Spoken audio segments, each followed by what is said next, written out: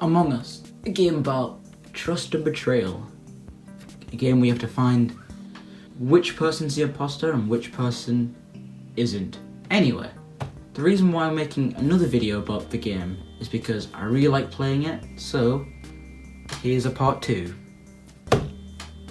So in this video, I'm not making another Among Us character thing, because I've already done that. So, I'm going to recreate something else that's very prominent in the gameplay, which is the big red emergency button that's in the middle of a lot of the rooms, if not all maps.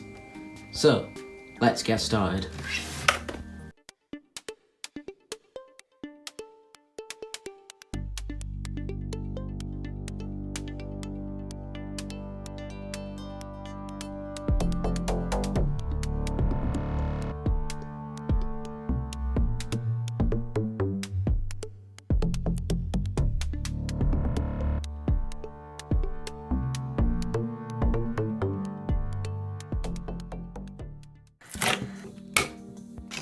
Okay, so I've got all these 3 parts printed.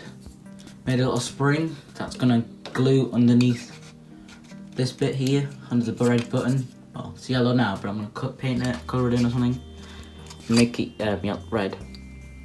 This spring wasn't that hard to make. I just had to figure out how the whole spiral thing worked.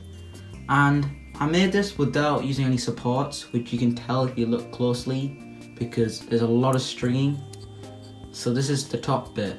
And if you look underneath, it's a very uneven surface. So if you compare it to the bottom, that's nice and smooth, but the bottom, the whole thing, does not look good. Like, there's bits of stringing there, where the plastic drooped, there's bits where it's bits where the plastic got stuck on some places, and the bottom side is just a complete mess. But the benefit of making it supportless was that, one, I got to test how good my printer was in doing steep overhangs. I did a pretty good job. Like, this is not pretty steep, but it did pretty well. And number 2 was to make sure I didn't break it whilst removing supports, because this is pretty small, and I was worried I'll break it whilst removing supports, so I had it supportless, and pretty sure it was a good move. I did try to make another spring system that was inspired by the surrogate fold thing I tried in the last video, but as you can see, it did not turn out well. That was a lot taller, but because of a bunch of issues of my printer not printing properly and stuff, because of the plastic, I had to ditch that idea and go back to making a spring.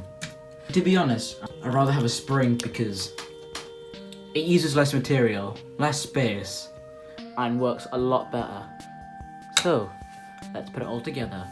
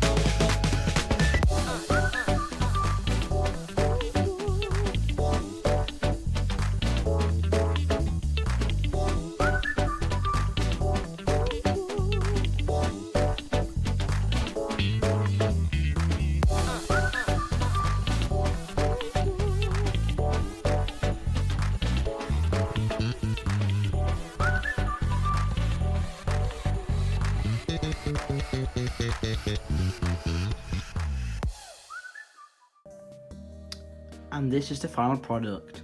It looks pretty good. Don't think I'm missing anything. And I think it came out pretty well. This paper bit could have been better if it was blue, but I had no blue paper around, so I just had to use what I had. So that's why the lettering's all white, but the paper is not blue. Also, the button works. If you press it, just go down. And I'm thinking maybe in the future I might add a circuit in there, which when you press the button, it makes the buzzing noise that it does in the actual game, which I think would be pretty cool. So that's it for this video. Goodbye. Oh, and also, the reason why I'm holding my phone and not putting it on the tripod is because currently the tripod's in use and I can't use it. And I kind of forgot I didn't do this bit. Oh, and also, the reason why I haven't uploaded for about 2 or 3 weeks is because other things came up and I had issues with the printer because the filament was too thick. And I had so many other issues, and then schoolwork came up and I had to get that done. So and this YouTube channel right now wasn't my biggest concern, so I was doing my studies and homework and all that stuff.